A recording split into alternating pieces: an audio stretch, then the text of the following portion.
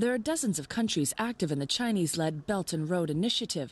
Together, they're building massive infrastructure projects to help increase trade, but not always with green energy. That's where China comes in. It has the opportunity to play a leading role in transitioning all these parties away from fossil fuels. Dr. Chai Kimin of the National Center for Climate Change Strategy and International Cooperation works closely with the Chinese government on environmental issues. We are developing some kind of standards or guidelines for the investment overseas in the Belt and Road. And we also encourage the investment on the renewables.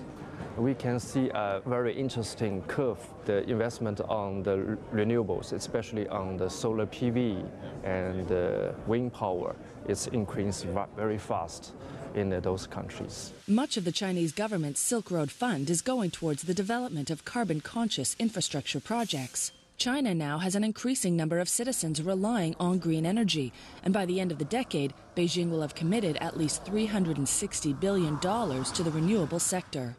The country has also launched a range of national low-carbon pilot projects, including more than 50 low-carbon industrial parks. As we all know, the industry accounts for almost 16% of the carbon dioxide emissions. And also, the industry park development is the main driving force of economic growth in China.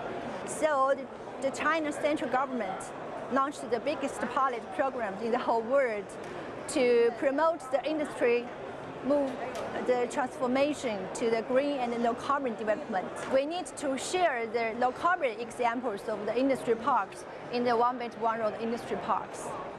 Yet, at the same time, the 2017 climate budget announced at COP-23 in Bonn, Germany, predicts China's own carbon dioxide emissions will rise 3.5% this year compared to 2016. Nevertheless, Beijing has clamped down on illegal mining and pollution as it focuses on a shift to cleaner energy.